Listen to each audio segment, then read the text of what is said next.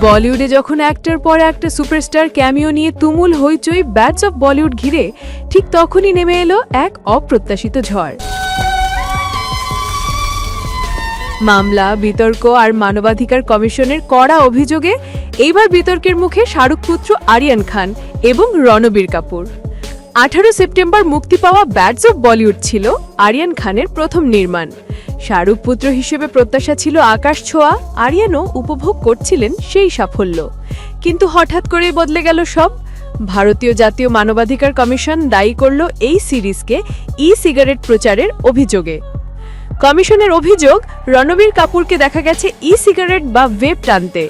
সেই দৃশ্যে ছিল না কোনো সতর্কীকরণ বার্তা, যা ভারতে আইনত বাধ্যতামূলক। তাদের মতে এই দৃশ্য যুব সমাজকে বিপথে ঠেলে দিতে পারে। এই অভিযোগের ভিত্তিতে কমিশন সরাসরি মুম্বাই পুলিশের কাছে মামলা দায়েরের অনুরোধ জানিয়েছে।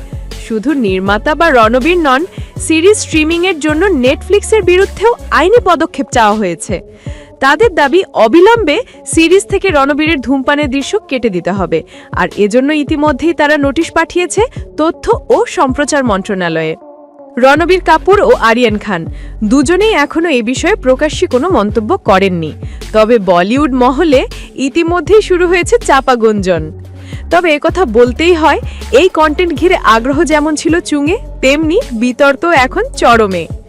আপনার কি মত এই বিতর্ক নিয়ে? রণবীর কাপুরের এই দৃশ্য কি সত্যিই কাটতে উচিত? আরিয়ান খানের এই প্রথম প্রযোজনা কি থেমে যাবে বিতর্কের ধাক্কায়? জানিয়ে দিন আপনার মূল্যবান মতামত নিচের কমেন্টে।